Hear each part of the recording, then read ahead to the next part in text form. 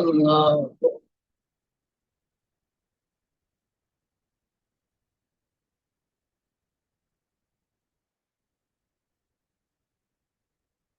بعد الحمد والصلاة، أما بعد فأعوذ بالله من الشيطان الرجيم. بسم الله الرحمن الرحيم.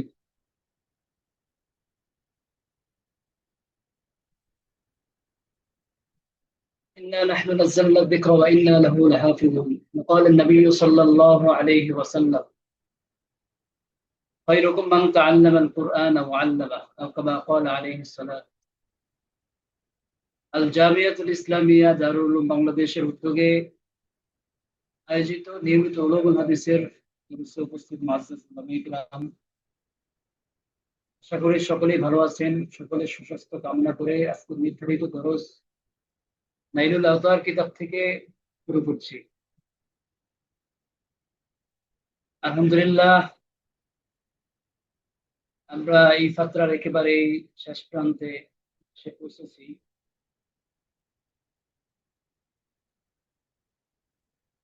যার যার মেহনত, আগ্রহ, উপস্থিতি হিসাবে আমরা চেষ্টা করেছি নেওয়ার জন্য,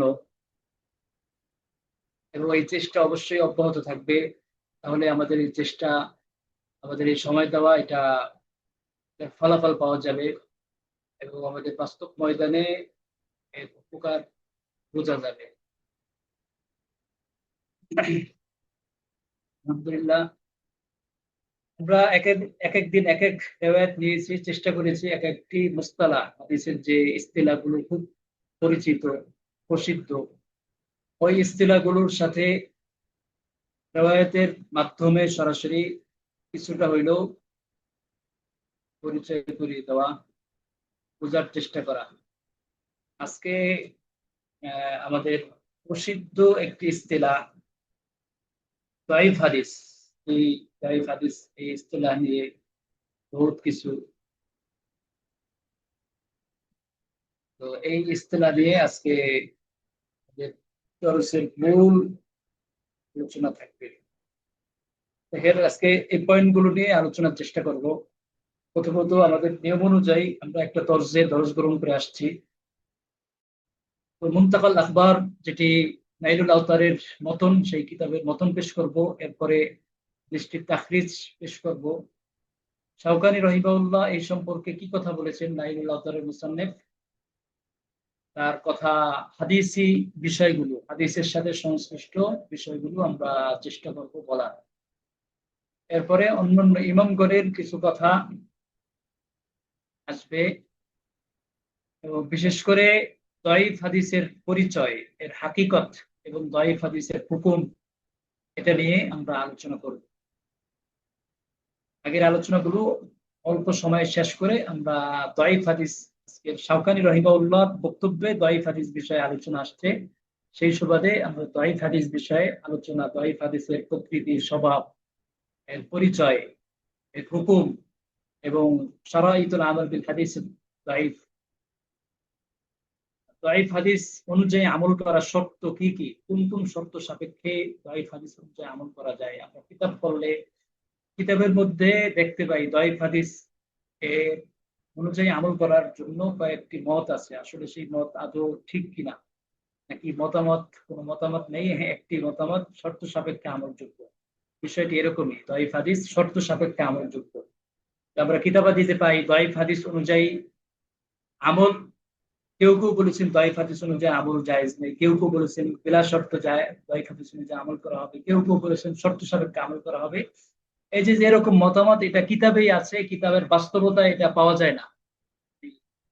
কারা বলতেছেন এটা, তাদের আহ, তাদের পক্ষ থেকে শুধু নিসবত করা হয়, যাদের ব্যাপারে বলা হয় ওনারাও বাস্তব ময়দানে, তাদবিকি ময়দানে হাদিসের ব্যাপারে যখন ওনারা কালাম করেন, সেই ক্ষেত্রে এই আমল মতামতটা বাস্তব পাওয়া যায় না। আজকে আমরা দেখবো এই বিষয়টি। আরেকটি গুরুত্বপূর্ণ একটি বিষয়, যেটা আমরা হাদিসের সাথে সম্পর্ক রাখি, আমাদের থেকেও ভুল হয়ে যায়। মাওলানা হওয়ার পরে, তাখাসসুসাত করার পরেও, যেমন আমি উলুমুল হাদিস পড়ছি, কিন্তু ফেক পড়িনি, আবার অনেকে ফেক পড়ে উলুগুল হাদিস পড়ে না। তো ফেক ফতুয়ার সাথে ভালো মানের সম্পর্ক রাখে, এবং অনেক কারো থেকে প্রসিদ্ধির ভিত্তিতে একটি বিষয় ভুল হয়ে যায়, সেটি হলো যে আমরা বলি ফজিলাতের ক্ষেত্রে দাঈফ হাদিস গ্রহণযোগ্য। তো আমরা একটা দাঈফ হাদিস দেখলে এটা ফজিলতের বিষয় আসছে, সমস্যা নাই। দাঈফের স্তর কি, এটা কোন পর্যায়ের স্তর, ফজিলতের ক্ষেত্রে কোন পর্যায়ে দাঈফ হাদিস গ্রহণযোগ্য, সেটা আমরা আসলে খতিয়ে দেখার চেষ্টা করি না, বা এটা দেখা হয় না। এই বিষয়ে শেষে আমরা কিছু কথা বলবো। ফজিলতের ক্ষেত্রে কোন পর্যায়ে দাঈফ হাদিস গ্রহণযোগ্য, এটা বিষয়ে কথা বলবো। তো আমরা আর দেরি না করে মতন মতন এনেছে সেই মতনটি করি। তাইবে আল জাত উনি এখানে বলেছেন, عن ابي موسى رضي الله تعالى عنه ان النبي صلى الله عليه وسلم قال حل الذهب والحرير للإناث من امتي وحرم على الذكور। এখানে হাদিসটি নিয়েছি, এটার অধীনে দুর্বল দাঈফ হাদিস বিষয়ে আলোচনা আছে, শাওকানি রাহিমাহুল্লাহ আলোচনা করেছেন, এই জন্য এই হাদিসটি নিয়েছি। তো রাওয়াহু আহমদ ওয়ান নাসাই ওয়া তিরমিজি ওয়া সাহহাহু। ইমাম এখানে কুতাইমিয়াল জাত যে সমস্ত ব্যক্তিদের কিতাব থেকে হাদিসটি এনেছেন তাদের নাম নিয়েছেন। হাদিসটির অর্থ হলো যে স্বর্ণ এবং রেশমি রেশম দ্বারা তৈরি কাপড়, পরিচ্ছদ, পোশাক পরিচ্ছদ, এইগুলো ইনাসি মিন উম্মতি, আমার উম্মতের মহিলাদের জন্য, নারীদের জন্য হালাল করা হয়েছে, ওয়াহুররিমা আলা যুকুবিহা, আর এইগুলো স্বর্ণ এবং রেশমি কাপড় পরিধান করা এই উম্মতের, আমার উম্মতের পুরুষদের উপরে হারাম করা হয়েছে। মানে এখানে জায়েজ যেটুকু অংশ আছে সেই অংশ নিয়ে কথা না, না জায়েজ যে অংশ এই অংশ নিয়ে। সরি, পুরুষ এর জন্য রেশম এবং কি স্বর্ণ ব্যবহার হারাম, আর নারীদের জন্য এটা ব্যবহার হালাল। এটা হাদিসের অর্থ এবং এটা স্পষ্ট, কিন্তু কোনো ব্যাখ্যার প্রয়োজন নেই। এই হাদিসটি ইমাম আহমদ রহিমাউল্লাহ মুসনাদ আহমদ এনেছেন, ইমাম নাসাই রহিমাউল্লাহ সুনানে নাসাইতে এনেছেন, ইমাম তিরমিজি রহিমাউল্লাহ জামে তিরমিজিতে এনেছেন, এবং ওনারা আনার পরে তাসহিহ করেছেন। ইমাম তিরমিজি রহিমাউল্লাহ বলেছেন হাসানুন সহিহ। قال الشوكاني في نيل الأوطار، إمام الشوكاني رحمه الله نيل الأوطار الحديث أيضا أخرجه أبو داود والحاكم وصححه والطبراني। এই হাদিসটি আমাদের মুসান্নিফ আহমদ রহিমাহুল্লাহ, নাসাই রহিমাহুল্লাহ, তিরমিজি রহিমাহুল্লাহ থেকে নিসবত করেছেন। তাদের ছাড়াও এবং আবু দাউদ রহিমাহুল্লাহ হাদিসটি তার সুনান আবু দাউদ এনেছেন, হাকিম রহিমাহুল্লাহ মুস্তাদরাক হাকিম এনেছেন, এবং উনি এটিকে সহিহ বলেছেন। এবং তবরানী রহিমাহুল্লাহ আল মুআজামুল আওসাত এনেছেন। এই তাদের থেকে তাখরিজটি উল্লেখ করলেন দুইজন মাতেন এবং শারহের মাধ্যমে আমরা মোটামুটি কোন কোন কিতাবে আছে সেটা বুঝতে পারলাম। এখন সমস্যা কি, এই রিওয়ায়াতের মধ্যে কোনো সমস্যা আছে কিনা সেই ব্যাপারে আলোচনা। وفي إسناد سعيد بن أبي هند عن أبي موسى, এখানে বলা হয়েছে আবি মুসা আশআরী রাদিয়াল্লাহু তাআলা আনহু হাদিসটি বর্ণনা করেছেন। এর সনদের মধ্যে সাঈদ বিন আবি হিন্দ আছেন, যিনি আবু মুসা আশআরী রাদিয়াল্লাহু তাআলা আনহু থেকে বর্ণনা করেন। ওনার ব্যাপারে বলতেছেন ক্বালা আবু হাতিম ইন্নাহু লাম ইয়ালকাহ। আবু হাতিম রাজি রাহিমাহুল্লাহ বলতেছেন সাঈদ বিন আবি হিন্দ উনি আবু মুসা আশআরীর সাক্ষাৎ পান, ওনার সাক্ষাৎ হয়নি। তার মানে মাঝখানে যেহেতু ওনার সাথে সাক্ষাৎ হয়নি, মাঝখানে কেউ থাকবেন যার মাধ্যমে উনি আবু মুসা আশআরী রাদিয়াল্লাহু তাআলা আনহুর হাদিসটি নিতেন। তো এখানে যেহেতু এই কিতাবগুলোতে সাঈদ বিন আবি হিন্দ সরাসরি আবু মুসা আশআরী এসেছে, মাঝখানে কারো নাম কে আছেন এটা বলা হয়নি, তার মানে ওনার সাথে যেহেতু সাক্ষাৎ হয়নি, এখানে সমস্যা আছে। وقال الدارقطني في العلل, ইমাম দারাকুতনি রাহিমাহুল্লাহ ইলাল দারাকুতনিতে বলেছেন লাম ইয়াসমা সাঈদ ইবনে আবি হিন্দ মিন আবি মুসা আশআরী রাদিয়াল্লাহু তাআলা আনহু থেকে সাঈদ বিন আবি হিন্দ এখানে শ্রবণ করেননি, হাদিস শুনেননি। আবু হাতিম রাজি থেকে আমরা বুঝতে পারলাম তার বক্তব্য থেকে যে এটা সাঈদ বিন আবি হিন্দ, তার উস্তাদ হিসাবে যাকে উল্লেখ করা হয়েছে আবু মুসা আশআরী, তার লিকা হয়নি, তার সাথে আপনার কি সাক্ষাৎ হয়নি।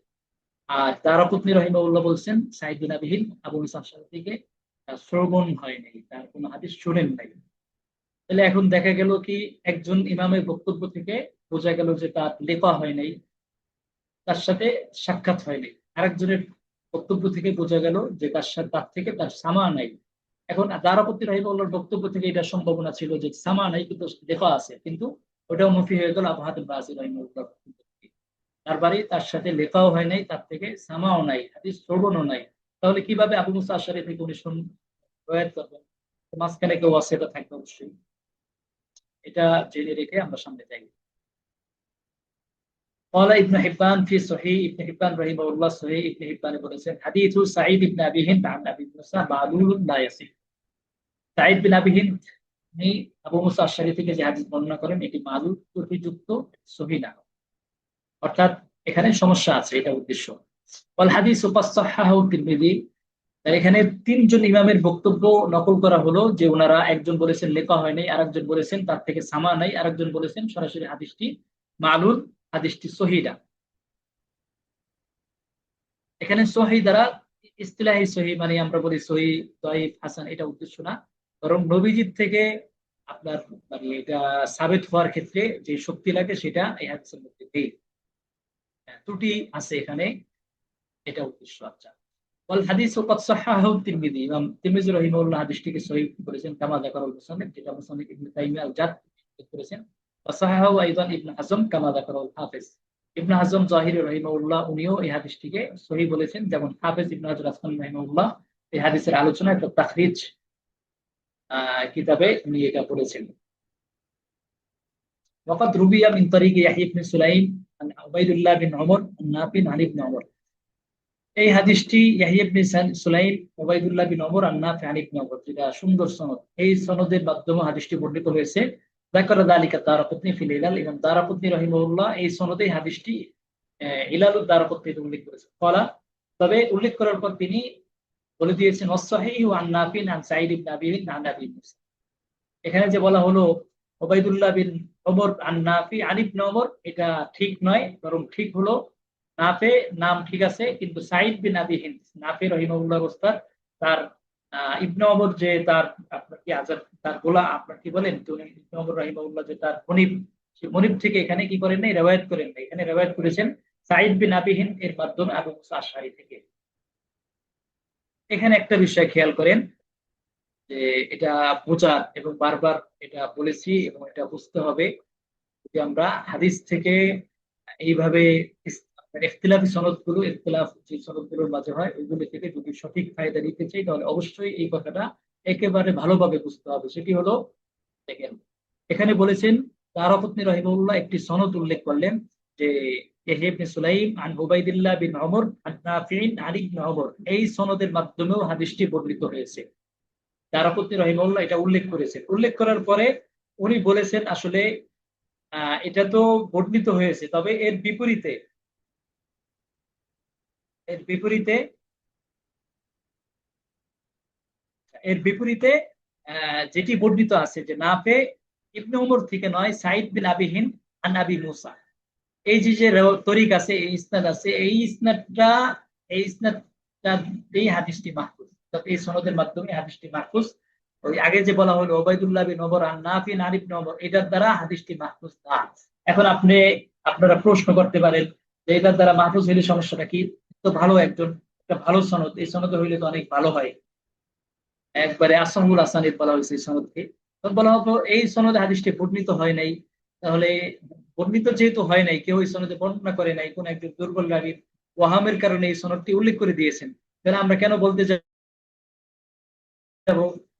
এই সনদে হাদিসটি বর্ণিত হয়েছে? এটা তো আমাদের বলার সুযোগ নেই।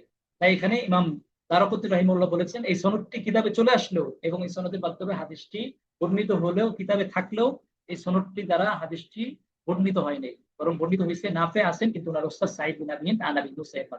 এখন এখানে ইমাম দারাকুতনি রাহিমাহুল্লাহ যে সহিহ বললেন, এই সহিহ থেকে আপনার আমার কখনোই এটা ইস্তিলাহি সহিহ বোঝার সুযোগ নাই যে সহিহ হলো নাফে আন সাঈদ বিন আবি হিন্দ আন আবি মুসা, তার মানে এইটা এই সনদে হাদিসটি সহিহ, তার মানে নবীজি থেকে সহিহ ভাবে হাদিসটি বর্ণিত হয়েছে, এটা উদ্দেশ্য না।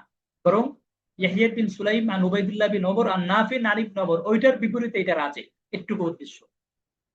রাজে হওয়ার পরে সেটা আবার মওযু হইতে পারে, যে এখানে রাজে হইছে, ওইটার বিপরীতে এটা রাজে, তার মানে কি এই যে যে সনদটা বলা হলো এই সনদটা আবার দেখতে হবে। এখানে যে এই সনদ আছে দিরাসাতুল আসানিদ করতে হবে, নাফে উনি সাঈদ বিন আবি হিন্দ থেকে শুনেছেন কিনা, শুনলে এই হাদিসটি শুনেছেন কিনা, এরপরে সাঈদ বিন আবি হিন্দ আবু মুসা আশআরী থেকে শুনেছেন কিনা, এই হাদিসটি শুনেছেন কিনা, এবং ওনার ব্যক্তিগত অবস্থান কি, এগুলো দেখার পরে এরপরে দ্বিতীয় পর্যায়ে হুকুম আসবে। এখানে সহি দ্বারা যেটির বিপরীতে এখানে দাঁড় করানো হইলো এই হাদিসটি, ওইটির বিপরীতে সহি মানে হলো এই হাদিসটি আগের সনদে রাজিহ না, বরং এই সনদে রাজে, আগের সনদে মারফু, তার মানে আগের সনদে হাদিসটি সাবেত, এই সনদে হাদিসটি সাবেত। এখন সাবেত হওয়ার পরে সেটা দেরাসাতুল আসানিদ করে রাবীদের অবস্থানের বিবেচনায় এটার হুকুম বের হবে, যে এই হুকুমের মাধ্যমে আসলে নবীজির কথা কিনা সেটা যাচাই করা হবে।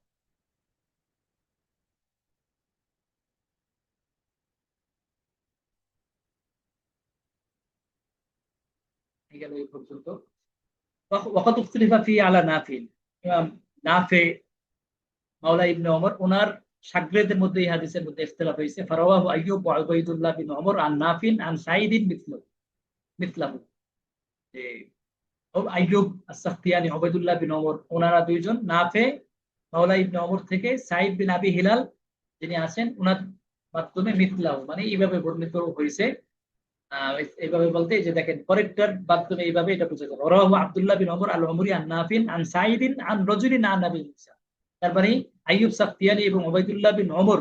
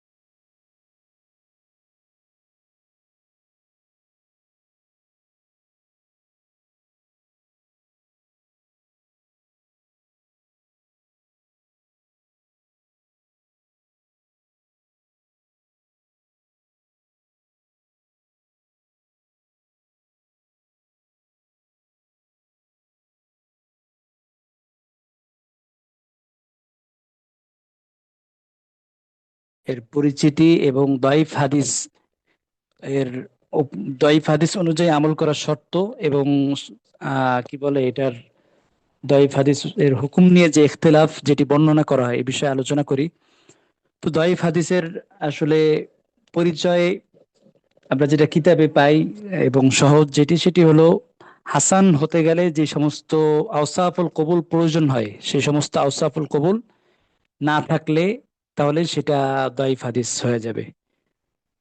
মানে হলো যেমন একটা হাদিস সহিহ হবে পাঁচটি শর্ত পরিপূর্ণভাবে পাওয়া গেলে: ইত্তিসালুস সনাদ, এরপরে দপ্ত একেবারে পরিপূর্ণ দপ্তের অধিকারী হওয়া, এরপরে সুজুস না হওয়া এবং ইল্লত না থাকা। সুযোগ কি বুঝলাম না।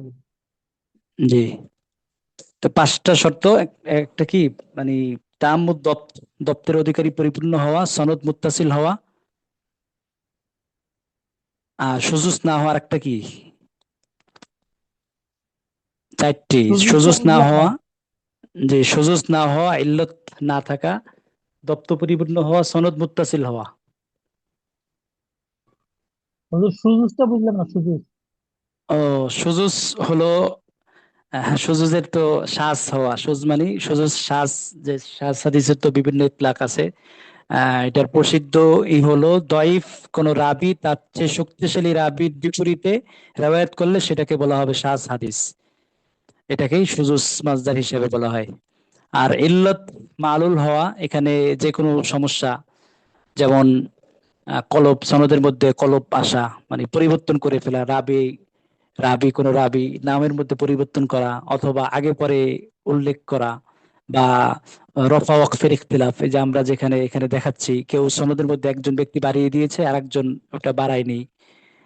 আবার কেউ মারফুআন রাওয়ায়াত করতেছে, কেউ আবার মওকুফান রাওয়ায়াত করতেছে, কেউ আবার কি বলে মুরসালান রেওয়ায়াত করতেছে, কেউ মৌসুলান রেওয়ায়াত করতেছে, মানে সাহাবীকে কেউ বাদ দিয়ে রেওয়ায়াত করতেছেন কোন তাবি, আবার কেউ সাহাবীকে উল্লেখ করে রেওয়ায়াত করতেছেন, সাহাবীকে উল্লেখ করে রেওয়ায়াত করলে সেটাকে মৌসুল বলে, আর সাহাবীকে বাদ দিয়ে রেওয়ায়াত করলে সেটাকে মুরসাল বলে।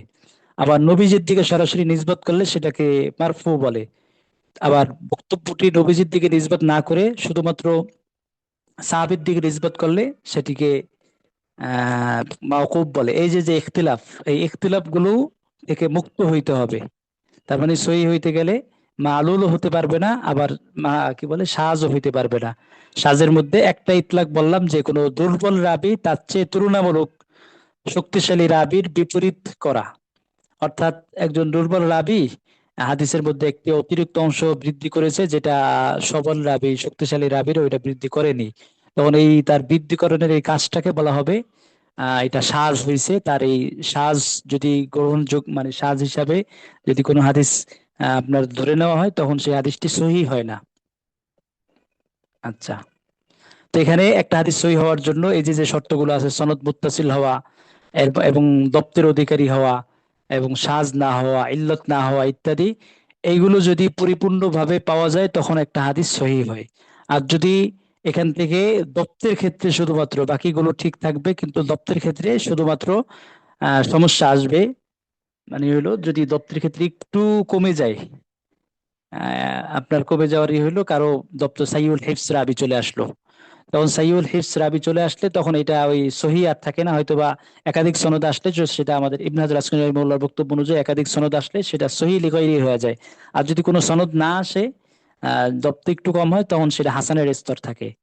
এই যে যে হাসানের স্তর, তো এই হাসানের স্তর এর নিচে কোনো হাদিস যদি কি হয় বর্ণিত হয়, তাহলে সেটাকেই আপনার দয়ীফ হাদিস বলা হবে। এটা হলো আপনার সাদামাটা একটা পরিচয়, তো আমাদের কিতাবে যে ইস্তিলাহগুলো আসছে। আর আব্দুল মালিক সাহেব হুজুর মুহাদারাতে উলুমুল হাদিস, এই কিতাবে হুজুর দয়ীফ হাদিস নিয়ে অনেক বিস্তারিত আলোচনা করেছেন। তো ওখানে হুজুর আহ আপনার শারাইতু আমল বিল হাদিস দয়ীফ এটা নিয়ে আলোচনা করেছেন। তারপরে হুকুম নিয়ে যে একাধিক মতামত আছে সেটা নিয়ে আলোচনা করেছেন। আপনাদের শীটটা আজকে গ্রুপে দিয়ে দিব, শীটটা এখানে পুরাই হয়েছে, এটা গ্রুপে দিয়ে দিব, আপনারা অবশ্যই এখান থেকে দেখে নিবেন, নকল করা আছে সব কথাগুলো। তো এখানে আহ ইমা কি বলে কি বলে আব্দুল মালিক সাহেব হুজুর এখানে বলেছেন যে আসলে দয়ীফ হাদিসের একটা তো পরিচয় মুসান্নিফিনগণ দেন। তো এই পরিচয়ের ভিতরেও আরেকটা, মানে এটার প্রকৃতি স্বভাব, এটা বোঝার জন্য হুজুর এখানে বলেছেন যে আসলে দয়ীফ হাদিস এমন এক ধরনের দয়ীফ হাদিস যেটি আপনার কি হয়, মানে যেখানে তাসাহুল চলে, শিথিলতা চলে, এবং মানে শিথিলতা চলে বা শিথিলতার আপনার এটাকে দোষণীয় মনে করা হয় না, একটা বিষয়।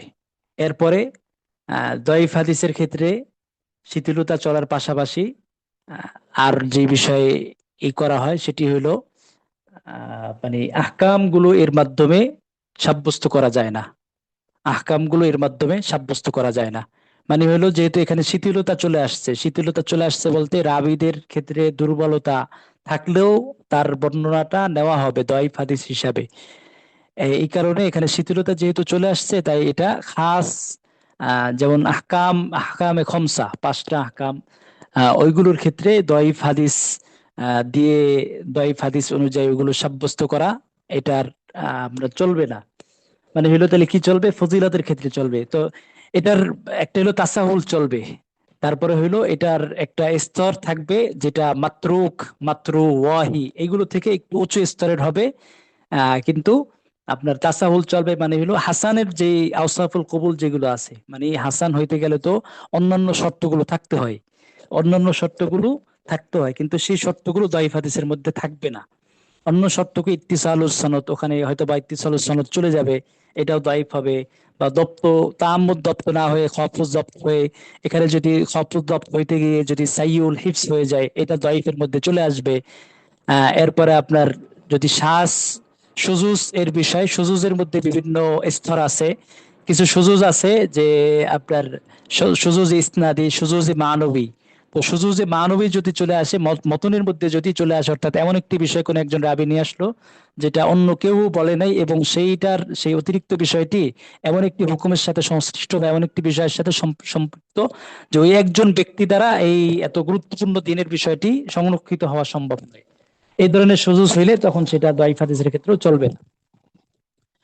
তো এই ধরনের বিষয়গুলো যে মানে হইলো হাসানের নিচে, আবার মাতরুক মাতরু ওয়াহি এগুলোর উপরে, তো মাঝামাঝি এই পর্যায়ে যে হাদিস আছে সেই হাদিসগুলো কি মূলত দয়ীফ হাদিস বলা হয়। এখন এই যে যে দয়ীফ হাদিসটি, এই দয়ীফ হাদিসের হুকুম নিয়ে আমাদের মুস্তালাহুল হাদিস বলেন বা এই ধরনের লিখিত হাদিসের কিতাবগুলোতে খোদ যে দয়ীফ হাদিস নিয়ে যারা যারা কিতাব লিখেছেন মুস্তাকিল, তারাও তাদের কিতাবও, যে মুকদ্দমাত ইবনে সালাহ, তো এটা তো মুস্তালাহুল হাদিসের প্রায় সব নাও নিয়ে চলে আসছে। তো মুকদ্দমাত ইবনে সালাহ, তারপরে আমাদের পরবর্তীতে আপনার সরে নুকবা, আরো নিচে যদি আসেন এই যে তাইসির মুস্তালাহিল হাদিস বা সমসাময়িক যারা কিতাব লিখেছেন, ওনাদের কিতাবগুলোতে সবাই করেছেন যে দয়ীফ হাদিসের ক্ষেত্রে তিনটি মতামত। একটা হলো দয়ীফ হাদিস, কেউ কেউ বলেছেন দয়ীফ হাদিস বেলা শর্ত অগ্রহণযোগ্য, গ্রহণযোগ্যই না।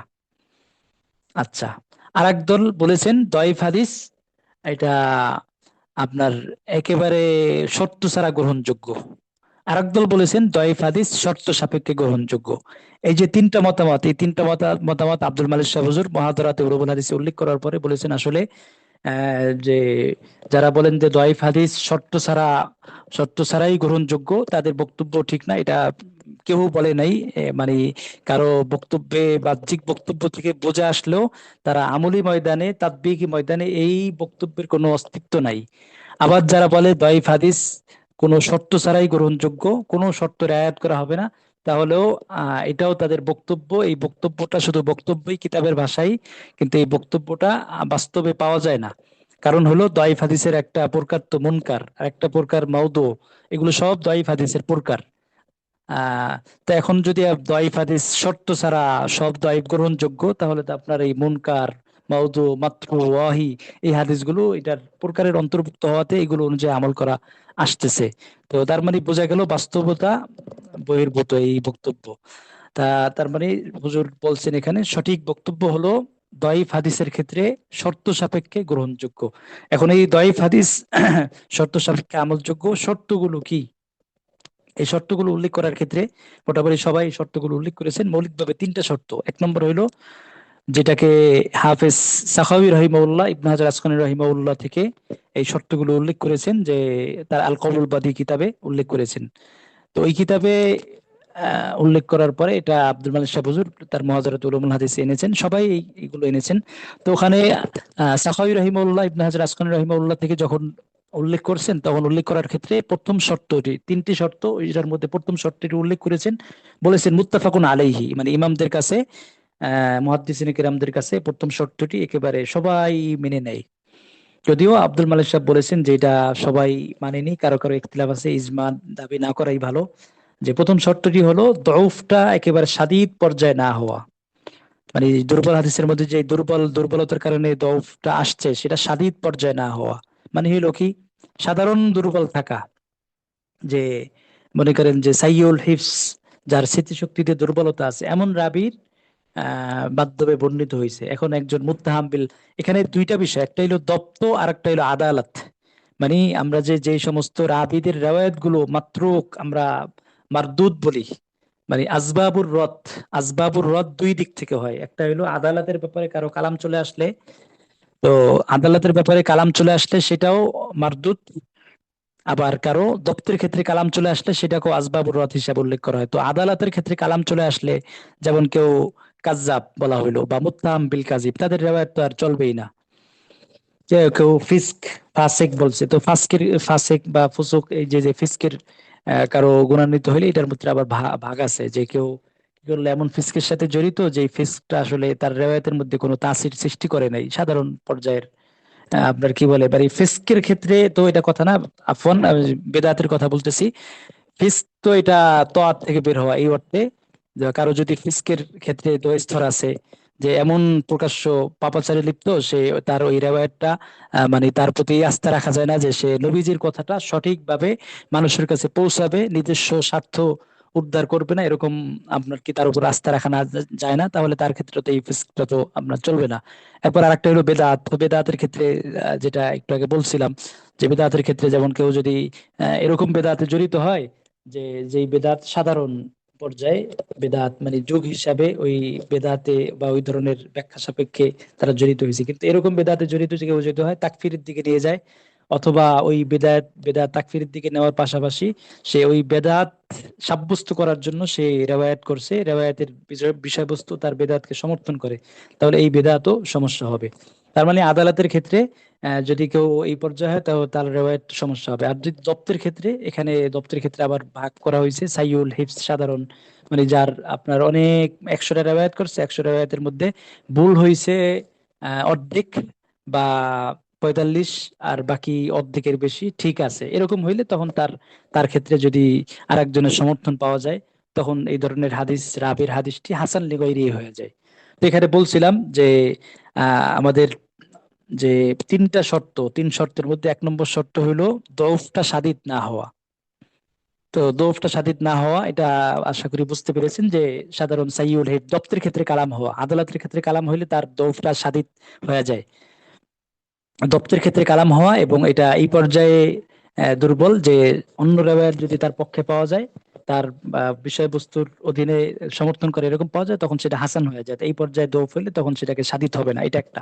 আর দ্বিতীয় নম্বর হইলো এটা আমল করার সময় নবীজির থেকে নবীজির কথা হিসাবে বিশ্বাস না করা, না করে আমল করা। এটা নবীজির থেকে হইতেও পারে, নাও হইতে পারে, এই বিশ্বাস পোষণ করে আমল করা। কারণ আমি যদি নবীজির থেকে নিশ্চিতভাবে এটা বর্ণিত হয়েছে এরকম যদি বিশ্বাস করি বা এরকম বিষয় যদি বলি, তখন দেখা যাবে যে এখানে নবীজি যেটা বলেন এই সম্ভাবনা আছে যে সাবেত না হওয়া, তখন নবীজির নামে যেটা বলেননি সেটা নিসবত করা লাজেম আসবে। এই জন্য দাইফ হাদিসের ক্ষেত্রে একটা শর্ত হইলো যে এটাকে আমল করার সময় নবীজির সুন্নত হিসাবে এতিকাদ না করে আমল করা, এটা একটি শর্ত। আর একটি শর্ত হইলো যে কোন আসলে আমের অধীনে থাকা। আসলে আমের অধীনে থাকার ব্যাখ্যা হলো, মনে করেন যে আহ আসসালাতু খায়রু মাউদুইন, কথার কথা, নামাজ এটা একটা ভালো বিষয়, আর প্রত্যেক ভালো বিষয়ে বেশি করা কাম্য, সুতরাং নামাজ বেশি করা কাম্য। এখন কোন রেওয়ায়াতের মধ্যে নামাজ বেশি করার পড়ার বিষয় আসলো, ওই রেওয়ায়াতটা দুর্বল, মানে কোন নামাজের মধ্যে নামাজ বেশি পড়ার কথা আসলো, তবে যেই রেওয়ায়াতে বেশি করার কথা আসছে সেই রেওয়ায়াতটি দুর্বল। এখন দুর্বলটা একটা আসলে আমের অধীনে হইলে, দুর্বল হাদিসটা তার মর্মটা, তাহলে কি করতে হবে? আমল করা যাবে। এখন আসলে আমের অধীনে থাকার মানে কি?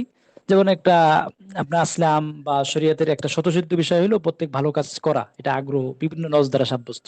এখন নামাজ বেশি করা এটাও ভালো কাজ, বেশি করা এটাও সাব্যস্ত। কিন্তু যদি আপনি নামাজ পড়তে গিয়ে এখন এত রাকাত পড়তে হবে, এই সূরা দিয়ে পড়তে হবে, এই পন্থায় পড়তে হবে, এই কয়ুদাত গুলো যুক্ত করা হয়, তখন এই কয়ুদাত গুলো সাব্যস্ত হওয়ার জন্য তার সাব্যস্ত হওয়ার মতো দলিল লাগবে। তার মানে তখন আসলে আমের অধীনে দাখিল হইল না। মানে আসলে আমের অধীনে যতটুকু দাখিল হয় ততটুকু অনুযায়ী আমল করা যাবে। এই তিনটা শর্ত সাপেক্ষে দয়ফ হাদিস অনুযায়ী আমল করা হবে। তাহলে এখানে খুলাসা কথা বলি যে দয়ফ হাদিসের ক্ষেত্রে আমল করার ক্ষেত্রে যে একাধিক মাযহাব উল্লেখ করা হয়, সর্বশেষ 3টা মাযহাব উল্লেখ করা হয়, ওইটা ঠিক না, বরং শর্ত সাপেক্ষে দয়ফ হাদিস গ্রহণযোগ্য। শর্তগুলো কি? এই 3 শর্ত। 1 নম্বর হইলো দৌফটা সাদিত না হওয়া। 2 নম্বর হইলো তা মানে নবীজি থেকে সাবেত এটা নিশ্চিত মনে করে বিশ্বাস করে আমল না করা। আর 3 নম্বর হলো কোন একটা আসলে আম তথা শরীয়তের স্বতঃসিদ্ধ কোন একটা বিষয়ের অধীনে এর মর্মটা থাকা, বা শরীয়তের কোনো মর্মের সাথে সাংঘর্ষিক না হওয়া, এটার এই অর্থ করা যায়। এই 3 শর্ত সাপেক্ষে দয়ফ হাদিস আমলযোগ্য, গ্রহণযোগ্য। আচ্ছা, এখন আমরা তো এখানে দয়ফ হাদিসের একটা পরিচয় বুঝতে পারলাম, এবং দয়ফ হাদিস অনুযায়ী আমল করার ক্ষেত্রে যে মাযহাব বলা হয়েছে সেগুলো ঠিক না, এবং একটা মাযহাবেই শর্ত সাপেক্ষে আমলযোগ্য, এটাও বুঝতে পারলাম, শর্তগুলো জানলাম। এখন আমরা বলি যে ফজিলতের ক্ষেত্রে, ফাজাইলের ক্ষেত্রে দয়ফ হাদিস গ্রহণযোগ্য। এই যে যে কথাটা আছে, এই কথাটার বাস্তবতা আহ এটা খুবই গুরুত্বপূর্ণ। আপনাদের শীটে নকল করেছি, ওখান থেকে অবশ্যই দেখে নেবেন। তো এটা হলো খোলাসা কথাটি বলি এখানে, যে এই যে আমরা যে হাদিস যেটা বলি, মানে হাদিসের মর্ম বা নবীজির থেকে যে কথাগুলো আমাদের কাছে পৌঁছেছে, এটা সনদের বিবেচনায় সনদের মাধ্যমেই পৌঁছছে। তো সনদের এক একটি আওসাফ হইলো যেমন মুরসাল হওয়া, মুসনাদ হওয়া, মারফু হওয়া, মওকুফ হওয়া, মুনকাতি হওয়া, এগুলো সনদের আওসাফ, সনদের ওয়াসফ, মানে সনদের সাথে এই ওয়াসফগুলো যুক্ত হয়েছে। এখন এই ওয়াসফগুলো যুক্ত হওয়ার ফলে সনদের এক একটা নাম হয়েছে, কিন্তু নবীজির মূল কথা যেটা নবীজি যেটা বলেছেন, এটা আমাদের কাছে পৌঁছার বিবেচনায় এই সনদের এক একটা ওয়াসফ সনদের সাথে যুক্ত হওয়ার বিবেচনায় হাদিসটির বিভিন্ন নাম ধারণ করছে। কিন্তু মূল হাদিস এর মধ্যে তো আর কোনো কি নাই, নবীজি দাইফ, দুর্বল, হাসান এগুলো তো নাই, কিন্তু যে সনদের মাধ্যমে আমাদের কাছে পৌঁছেছে সেই সনদের আহ যে ওয়াসফ আছে, আওসাফ আছে, ওই আওসাফ গুলো কম থাকা, বেশি থাকা, শক্তিশালী ভাবে থাকা, দুর্বল ভাবে থাকার বিবেচনায়, ওই সনদের বিবেচনায় এই হাদিসের এক একটা গুণ আমাদের কাছে পৌঁছেছে, দাইফ বলি, হাসান বলি। আচ্ছা, এই কথাটা মনে রাখলে এবং বুঝলে সহজ হবে যে আমরা এই সনদের মাধ্যমে যে হাদিসগুলো আমাদের কাছে পৌঁছেছে এরকম পাই। তো সেখানে যে একটা হাদিস সহিহ হওয়ার জন্য যে শর্তগুলো আছে, আপনার ইত্তিসাল থাকা, তারপরে যিনি বর্ণনা করতেছেন তার ইত্তিসাল থাকা অর্থ হলো কি, আপনার যার থেকে বর্ণনা করতেছেন তার সাক্ষাৎ হওয়া, তার সাথে তার থেকে শ্রবণ করা, এবং মানে যিনি বর্ণনা করতেছেন রাবি উনি দবেত হওয়া, যেটা আপনার কি করেছে শুনেছে শায়েখ থেকে, ওইটা তার ভালোভাবে দপ্ত করা, আয়ত্ত করা, এটা এরপরে এটার মর্মটা সাজ না হওয়া এবং মালুল না হওয়া, এই যে শর্তগুলোর মাধ্যমে একটা হাদিস সহিহ হয়। এখন এই শর্ত পরিপূর্ণ পাওয়া গেলে সেই শর্তগুলো পরিপূর্ণ পাওয়া গেলে তখন ওই হাদিসটার কি ফায়দা দেয়, মানে আমরা তো জানি এটা জন্নে গালেবের ফায়দা দেয়। সহি মানে আমরা যে সহি, যে হাদিসটাকে সহি বলি, মানে এটা অর্থ হইলো কি একবারে মজবুত একটা ধারণা হয়েছে যে নবীজি এটা বলেছেন। ইয়াকিনের ফায়দা কোনটা দেয়? ইয়াকিনের ফায়দা তো এটা তো খবর ওয়াহেদ, এই যে এগুলো বলা হইলো যে 5 শর্ত সাপেক্ষে একটা হাদিস সহিহ হয়, আমরা যে সহিহ লিজাতি যেটা বলি, এটা মূলত আপনার খবর ওয়াহেদ, একজন রাবীর মাধ্যমে বর্ণিত খবর, এটার খবর ওয়াহেদের স্তর, এটার আপনার জন্নে গালেবের সাথে আমল করা হয়, যে নবীজি বলেছেন এটা মনে করা হয়। কিন্তু মুতাওয়াতির হাদিস যেগুলো আছে, অথবা এই খবর ওয়াহেদের সাথে এমন কোন করিনা যুক্ত হয়েছে যে করিনাটা আপনার এটার মধ্যে শক্তিশালী আপনার করে দেয়, তো ওই করিনার বিবেচনায় এক একটা হাদিস ইয়াকিনের পর্যায়ে চলে যায়, অর্থাৎ নবীজি এটা বলেছেন, এটার মাজমু বিষয়বস্তুটা ইয়াকিনি, এটা হয়ে যায়। দেখেন এখানে আমরা বলি যে আল মুতাওয়াতির ইউফিদুল ইলম আল ইয়াকিনি, যেটা বলি মুতাওয়াতির হাদিস এটা ইলমে ইয়াকিনের ফায়দা দেয়, এটার ব্যাখ্যা কি, এটার অর্থ কি? এটার অর্থ হইলো একটা মুতাওয়াতির হাদিস আমরা যখন মুতাওয়াতির বলবো তখন হইলো এই মর্মটা কায়েল পর্যন্ত, কায়েল থেকে সাবেত, এটা নিশ্চিত। মানে আমি বললাম অমুকে কথাটা বলেছেন, এখন অমুকের কথা বলেছেন যেইভাবে, এই কথাটা আমাদের কাছে পৌঁছেছে মুতাওয়াতির পন্থায়, মুতাওয়াতিরের যে শর্তগুলো আছে এই শর্তগুলোর মাধ্যমে এটা মুতাওয়াতিরে উত্তীর্ণ হয়েছে। এখন মুতাওয়াতির হওয়ার পরে এখানে মুতাওয়াতির যে ইলমি ইয়াকিনের ফায়দা দেয়, এই ইলমি ইয়াকিনের ফায়দা দেওয়ার অর্থ হলো অমুক ব্যক্তি বলেছেন, এই বলাটা আমাদের কাছে পৌঁছানোটা নিশ্চিত। এখন ওই মাজমুনটা সঠিক কিনা সেটা ওই কায়েলের বিবেচনায় হবে। কায়েল যদি মনে করেন যে ধরেন একটা কথা আমরা উদাহরণ দিয়ে বলি, আসসামা ও তাহতানা বলে দিল, আসসামা ও তাহতানা, আসমান আমাদের নিচে, কিন্তু এই কথাটা এত মজবুতির সাথে বর্ণিত হয়েছে যে মুতাওয়াতির হওয়ার জন্য যে শর্ত আছে সেই শর্ত এখানে পাওয়া গেছে। তাহলে এখানে বলা হবে কি, যে ব্যক্তি কথাটা বলেছে নিশ্চিত, এটা মুতাওয়াতির ইয়াকিনী ভাবে সাব্যস্ত। এখন কথা হলো ব্যক্তি যে কথাটা বলেছে, ব্যক্তির কথার মর্ম বিষয়বস্তু এটা সঠিক কিনা, এটাই আপনার মুতাওয়াতিরের, এটা মুতাওয়াতিরের সাথে সম্পৃক্ত না, এটা কায়েলের সাথে সম্পৃক্ত। যিনি বলবেন উনি যদি আপনার কি হন, সত্যবাদী হন, ওনার সত্যবাদী যদি দলিল দ্বারা সাব্যস্ত হয় তাহলে তার কথাটা হবে। আর যদি সত্যবাদী দলিল দ্বারা সাব্যস্ত না হয়, উনি একজন নাস্তিক এরকম টাইপেরই হয়, তাহলে ওইটা আপনার কি হবে না, তার কথার মূল্য ওরকম হবে। তো এখন আসেন আমাদের হাদিসের ক্ষেত্রে এটা সমস্যা না, কোন হাদিস যদি মুতাওয়াতির ভাবে সাব্যস্ত হয় তাহলে নবীজির থেকে এটা সাবেত, এটা নিশ্চিত হইলো। আর নবীজির কথা সাদিকুল মাসদুক, এটা তো নজ দ্বারা সাব্যস্ত, তো নবীজির থেকে সাব্যস্ত হওয়াটা ইয়াকিনি। আর নবীজির যে বিষয়বস্তুটা সঠিক, এটা নবীজির প্রতি আমরা বিশ্বাস আনার কারণে নবীজি যেই কথা বলবেন সেটা কোরআনের দ্বারা সাব্যস্ত, সুতরাং হিসাবে। তো এখন এখানে আসেন যে মুতাওয়াতির বা মুতাওয়াতিরের যে অন্যান্য খবর ওয়াহেদ, অন্য করিনের ভিত্তিতে একটা হাদিস একবার ইয়াকিনের পর্যায়ে চলে যায়। এখন ইয়াকিনের নিচে যে স্তর থাকে, যে ইয়াকিনি না, খবরে ওয়াহেদ যেগুলো আছে, খবরে ওয়াহেদ যে একটা হাদিস সহিহ হাদিস হওয়ার জন্য যে শর্তগুলো আছে ওই শর্তগুলো পাওয়া গেলে সেটা জন্নে গালেবের ফায়দা দেয়। তার মানে একদিক রাজে আর একদিক মার্জু, তার মানে সাব্যস্ত হওয়াটা রাজে, সাব্যস্ত না হওয়াটা মার্জু। তৃতীয় স্তর আসলো। তা প্রথম স্তর কি, একটা হাদিস মর্ম সাব্যস্ত হওয়াটা ইয়াকিনি। দ্বিতীয় স্তর হইলো সাব্যস্ত হওয়াটা ইয়াকিনি না, জন্নে গালেব যেটা ব্যক্তি বলেছেন। তৃতীয় স্তর হইলো সাব্যস্ত হওয়া না হওয়া বরাবর। তো যেই হাদিস এর মর্মটা এরকম হয়, সনদের বিবেচনা এরকম হয় যে সাব্যস্ত হওয়া না হওয়া বরাবর, সেই হাদিসগুলো দ্বারাই একমাত্র ফাজাইলের ক্ষেত্রে আপনার দলিল দেওয়া যাবে, এর নিচে নামা যাবে না। তাহলে এখন আমরা যদি বলি আপনার দয়ীফ হাদিস ফাজাইলের ক্ষেত্রে, ফজিলাতের ক্ষেত্রে গ্রহণযোগ্য। এখন এখন দয়ীফ হাদিস ফজিলাতের ক্ষেত্রে গ্রহণযোগ্য, এই যে যে আমরা আমরা তিনটা স্তর বললাম, একটা হলো ইয়াকিনি, আর একটা হলো জন্নে গালেব, এরপরে কি আপনার উভয় তরফ সমান সমান হওয়া, সাবেত হওয়া না হওয়া, উভয় তরফ বরাবর হওয়া। এই যে তৃতীয় স্তর, এই স্তরের দয়ীফ হাদিস আপনার ফজিলাতের ক্ষেত্রে, আদবের ক্ষেত্রে, তারগিব তারহিবের ক্ষেত্রে চলবে। এর চেয়ে নিচে চলে গেলে যদি জন্নে গালেব হয়, সাব্যস্ত না হওয়া, সাব্যস্ত হওয়াটা যদি গালেব হয়, তাহলে ওইটা দ্বারা আপনার ওই দয়ীফ হাদিস, ওইটাও দয়ীফ, ওই হাদিস দয়ীফ হাদিস চলবে না। মানে এখানে আরেকটা আমরা আরেকটু এইভাবে বুঝতে পারি যে এই ধরনের হাদিস এর কোন সনদের মধ্যে যদি সাইউল হিফস, কোন এমন দুর্বল স্মৃতিশক্তির রাবী থাকে যিনি তার ভুল হওয়ার সম্ভাবনা আছে, এখন এই যে যে উনি বর্ণনা করলেন তার মর্মটা আরেকজন দুর্বল রাবী বর্ণনা করেছে তার পর্যায়ে অথবা তার চেয়ে শক্তিশালী, তখন এই দুইজনের সমন্বয়ে একটা হাদিস হাসান লিগাইরি হইতে পারে। এরকম হইলেও সেই হাদিসটি আপনার কি হবে, ওই ফজিলাতের ক্ষেত্রে, তারগিব তারহিবের ক্ষেত্রে, আদবের ক্ষেত্রে, তারিখের ক্ষেত্রে এই পর্যায়ে দয়ীফ হাদিস চলবে, এর চেয়ে নিম্নমানের দয়ীফ হাদিস চলবে না। আশা করি এটা, এই বিষয়টা বুঝতে পেরেছেন।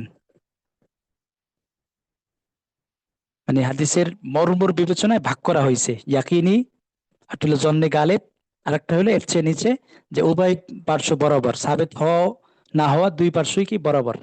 তো দুই পার্শ্ব বরাবর হওয়ার ফলে এখানে আমাদের কি বলা হবে, যে এই পর্যায়ের হাদিস যেগুলো আছে এগুলো আপনার ফজিলতের ক্ষেত্রে চলবে। এর চেয়ে নিম্নমানের, নিম্নমানের কি, যে জন্নে গালেব হইলো সাবেত না হওয়া, আর জন্নে মারজুহ এটা হইলো আপনার সাবেত হওয়া, এরকম হইলে তখন সেটাই হয়, সেটাও দাইফ হাদিস, সেটাও দাইফ হাদিস, সেটা কিন্তু ফজিলতের ক্ষেত্রে চলবে না। এখন যে আমরা মুতলাকান বলি যে ফজিলতের ক্ষেত্রে দাইফ হাদিস গ্রহণযোগ্য, তখন এখানে আপনার মুতলাকান কিন্তু এটা বলা ঠিক হবে না। এখানে বলতে হবে অবশ্যই এই পর্যায়ে দাইফ হাদিস যেটা দুই পার্শ্ব বরাবর, সাবেত হওয়া না হওয়ার বরাবর আছে, এই এই ধরনের ফজিলত সাব্যস্ত হবে। এগুলো দ্বারা আবার আহকাম সাব্যস্ত হবে না, এগুলো দ্বারা আহকাম সাব্যস্ত হবে না, কারণ আহকাম সাব্যস্ত হওয়ার জন্য মজবুতি লাগবে। এখন যদি আবার এরকম হয় এই হাদিস আপনার অন্য করিনা বা অন্য কোনো সনদ বা আপনার শরীয়তের অন্য কোনো বিষয় এটাকে সমর্থন করছে, তখন শক্তিশালী যদি এই পর্যায়ে চলে যায় তখন সেটা আবার ই হবে, এটা গ্রহণ করা হবে। তখন সেটাকে আপনার মানে সর্বনিম্ন যে আহকাম যেগুলো আছে পাঁচ প্রকার, ওইটার মধ্যে কোন একটা প্রকার এটা সাব্যস্ত হবে। এই ছিল আমাদের শেষের দয়ীফ হাদিসের পরিচয়, দয়ীফ হাদিস আমল করার ক্ষেত্রে মাযহাব এবং দয়ীফ হাদিসের শর্তগুলো, এবং ফজিলতের ক্ষেত্রে দয়ীফ হাদিস গ্রহণযোগ্য, এই বিষয়ক আলোচনা। আমরা যে আজকে যে রেওয়ায়াতটা নিয়ে আসছিলাম, কারেন্ট এখনো আসে নাই, তো এই রেওয়ায়তের খুলাসা করে ফেলি।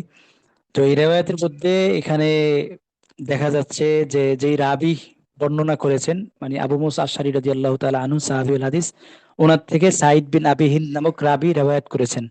অথচ ইমামদের স্পষ্ট বক্তব্য হলো সাইদ বিন আবি হিন্দ উনি ইয়ার থেকে, মানে তার ওস্তাদ আবু মুসা আশআরী থেকে শুনেন নাই, এবং না শোনার পক্ষে কিতাবে কোন কোন রাবিদের থেকে আন রজুলিন সহকারে আসছে। তো আন রজুলিন সহকারে আসাটাই ঠিক। আন রজুলিন, এখন কে রজুলিন এটা নির্ণয় হয় নাই, বাকি এখানে আন রজুলিন অন্য ব্যক্তি আছে কারো মাধ্যমে এখানে হাদিসটি আসছে, তো এই হিসাবে। এবং ইমাম দারাকুতনি রহিমাহুল্লাহ অনেকগুলো ইখতিলাফ বর্ণনা করার পরে উনি এটাকে তারজিহ দিয়েছেন আন রজুলিন সহকারে হবে। অর্থাৎ অর্থাৎ যে সমস্ত রাবিগণ এখানে নাফে থেকে, তো নিচে আপনারা এখানে দেখতেছিলেন ইখতিলাফ হচ্ছিল, তো এখানে নাফে থেকে নিচে যে রাবি আছেন ওনাদের মধ্যে ইখতিলাফ, অনেকে অনেক ধরনের ইখতিলাফ করেছেন, কিন্তু যারা এখানে বলেছেন যে আন নাফিন আন সাইদ ইবনে আবি হিন্দ আন রাজুলিন আন আবি মুসা, তাদের রিওয়ায়াতকে ইমাম দারাকুতনি তারজিহ দিয়েছেন।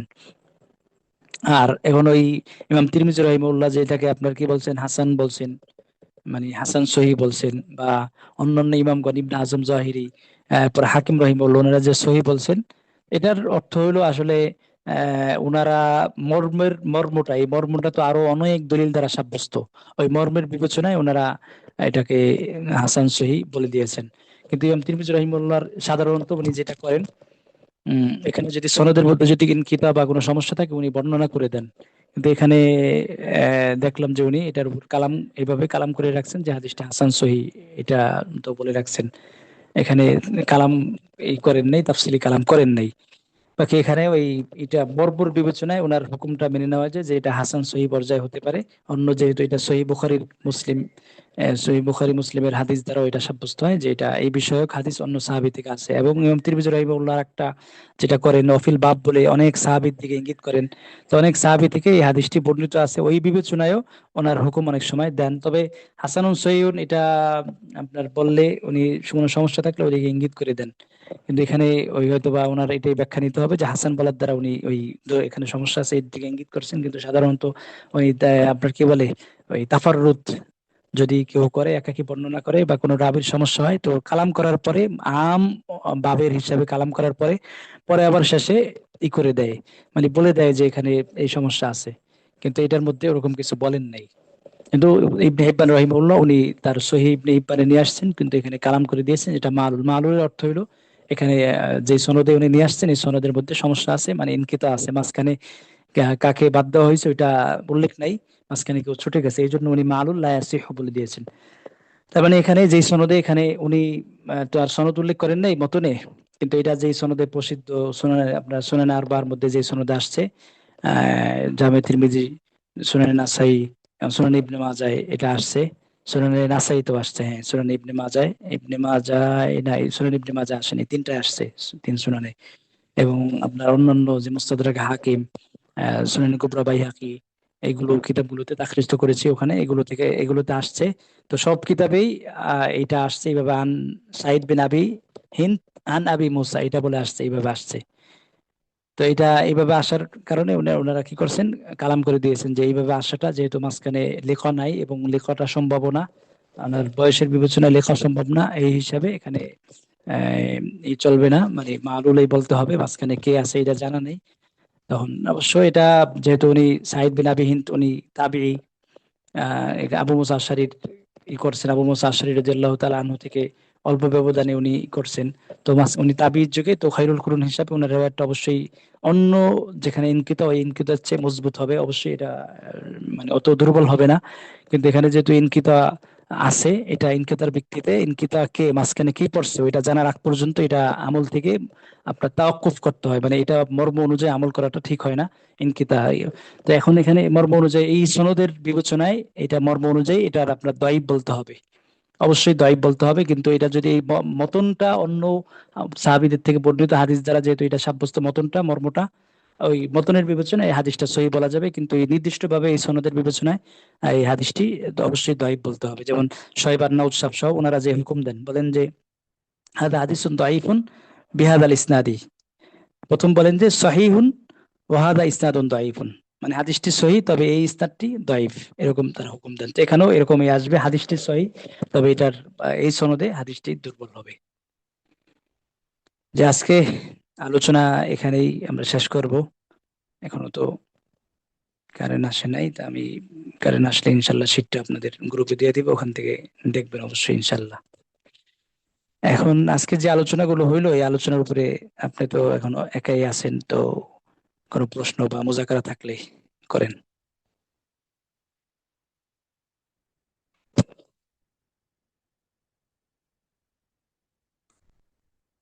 বিশেষ করে যে দাইফ হাদিস বিষয়ে যে এইগুলো করলাম, ওখানে একবারে পুরা স্পষ্ট বা কোনো খটকা থাকলে মোজাকারা করেন ইনশাল্লাহ।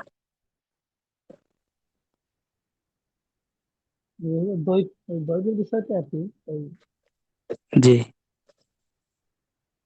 জয় করার জন্য যে মানে ই দরকার আর কি, গুণগুলো দরকার।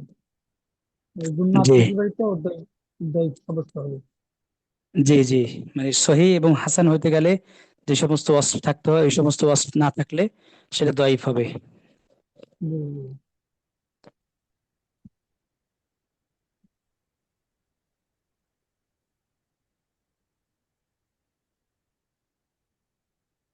দৈবের মধ্যে মুনকার এবং হচ্ছে মওজুর সম্ভাবনা থাকে বেশি।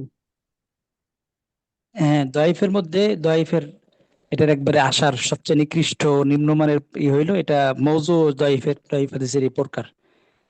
কিন্তু ওইটার তো আপনার ওই, আমরা যেমন এখানে আলবানী সাহেব রহিমাহুল্লাহ বা ওনারা যাদের এখানে আপনার কি হয়েছে খটকা বা সমস্যা হয়েছে, এখানে হইলো ওনারা দয়ীফ আর মওজুকে আপনার এক বানায় ফেলেন। আলবানী সাহেবের উনি এটা এক বানায় ফেলছেন, ওনার এটা তাসামু অবশ্যই, মানে আসলে দয়ীফ হইলো অসুস্থ ব্যক্তি যার ভিতরে জান আছে, আর মওজু হইলো জান নাই, মারা গেছে। এখন যার ভিতরে জান আছে, চাই যতই দুর্বল হোক যতই অসুস্থ হোক, তার ভিতরে জান আছে। তো জানের ভিতরে এখন কখনো যদি তার হায়াত থাকে, তো তো অন্য অন্য সমর্থনে সে এখানে উঠে দাঁড়াইতে পারবে, এক পর্যায়ে এরকম হবে। দয়ফের স্তরে এটা স্তর বেঁধে একবারে দুর্বল, আরো দুর্বল, যত দুর্বল হোক না কেন তার ভিতরে জান আছে। জি জি। আর আর দয় নওজ হাদিস হইলো জান ফজিলতের নাই। ক্ষেত্রে, জি। ফজিলতের ক্ষেত্রে তো দয় হাদিসের উপর আমল করা যায়। যে ব্যাখ্যা ব্যাখ্যা দয়ফের তো বিভিন্ন প্রকার আছে। বিভিন্ন ইমামগণ 42 প্রকার করছেন, 42-এর উপরে প্রকার করছেন দয়ফ হাদিসের। তো এখানে আপনার ওই মূল কথা হইলো যে দয়ফ হাদিসের মর্মটা এই পর্যায়ে হইতে হবে যে ওইটার আপনার কি বলে, এই যে মুতাসাউইয়াত সামনে তরফাইন, মানে সাব্যস্ত হওয়া না হওয়া বরাবর। সাব্যস্ত হওয়া, নবীজির থেকে সাব্যস্ত হওয়া ইয়াকিনি না, আবার জন্নে গালেবও না, আবার না হওয়াটা ইয়াকিনি না, জন্নে গালেব না, বরাবর দুই দিকেই। এমন হাদিস, এমন হাদিস কোনটা হবে? সনদের মধ্যে মুত্তাসিল না হইলে সেক্ষেত্রে এরকম হয়, বা দুর্বল যে রাবি যিনি আছেন তার যদি সাইউল হিফজ হয়, তার রেওয়ায়াতে এরকম হয়। তো এই ধরনের হইলে তখন সেটাকে বলা হবে মুতাসাউইয়াতুত তরফাইন মিন সুবুতি ওয়া আদামি সুবুতি। এই ক্ষেত্রে তো এই হাদিসগুলো ফজিলতের ক্ষেত্রে চলবে সর্বনিম্ন, এর উপরেরটাও চলবে, এই হাদিসগুলো চলবে, এর নিচে আর চলবে না। নিচে কি, যে আপনার সুবুত না হওয়াটা, গালেব হওয়া, জন্নে গালেব হওয়া, আর সুবুত হওয়াটা, এটা আপনার মারজু হওয়া, এটা চলবে না। তার মানে মুতলক দয়ফ হাদিস, যে কোনো দয়ফ হাদিসেই এর দ্বারা ফজিলত চলবে, ফজিলতের বিষয় সাব্যস্ত হবে, এটা আম কথা না। এখানে আপনার ব্যাখ্যা আছে। আমরা যে কোনো কথা মনে করেন যে যে যে আমরা কি করি, এই যে একটা বিষয়, যখন আল্লাহ বারিক লানা ফি রজাবা ফি রজাবিন ওয়া শাবান ওয়াবাল্লিগনা রমাদান, এই যে একটা দোয়া আছে, এই দোয়াটা নবীজির দিকে নিসবত করার ক্ষেত্রে আপনার ভালো মানের কালাম আছে। এখন এখানে যদিও কেউ কেউ এটা বলেছেন যে মানে ফজিলতের ক্ষেত্রে যেই দৌফ, এরকম দৌফ যে ফজিলতের ক্ষেত্রে বলা যায়, তবে এখানে এটার আপনার নবীজির থেকে সাব্যস্ত হওয়া, এটা না বললা, এটার মর্মটা সুন্দর। যেহেতু ফি আল্লাহ বারিক লানা ফি রজব, রজব মাসের আলাদা ফজিলত আছে, এরপরে শাবান মাসের আলাদা ফজিলত আছে। তো এবং শাবান মাস, রজব মাস, এটা রমজান যেই মাসের ফজিলত অনেক বেশি, কোরআনের মতো বিষয়ে ওখানে নাজিল হয়েছে। তো এই মাসের আপনার কি ইবাদতের প্রস্তুতি নেওয়া, এই মাসগুলোতে এই মাসের ফজিলত অনেক বেশি। তো এই হিসাবে আল্লাহর কাছে দোয়া করা যায়, আল্লাহুম্মা বারিক লানা ফি রজাবিন ওয়া শাবান, আমাদের বরকত দেন, আমাদের জীবনে বরকত দেন, হায়াতে বরকত দেন রজব শাবানে, আর রমজান পর্যন্ত আমাকে পৌঁছায় দেন, অনেক নেক আমল করতে পারবো, এই হিসাবে।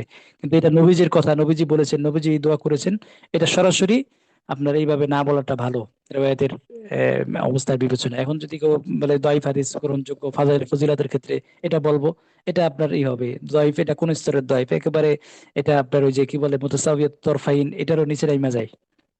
তো এটার নবীজির থেকে, নবীজি বলেছেন এটা না বলে বরং নবীজির থেকে নকল করা হয়, নবীজির থেকে বর্ণনা করা হয়, এরকম বললে তখন এটাও না বলা উচিত। আমি এরকম বলবো, আরেকজন বলবে, সরাসরি বলে দিবে।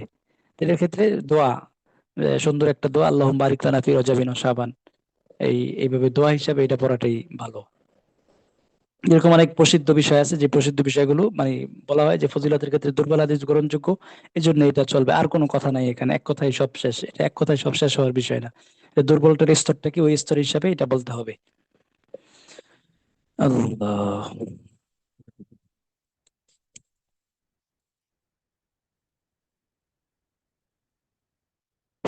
জি, তাহলে আজকে এখানেই থাক ইনশাল্লাহ, ঠিক পরবর্তী আছে দরসে স্যার, সাক্ষাৎ হবে। ইনশাল্লাহ। জি ইনশাল্লাহ।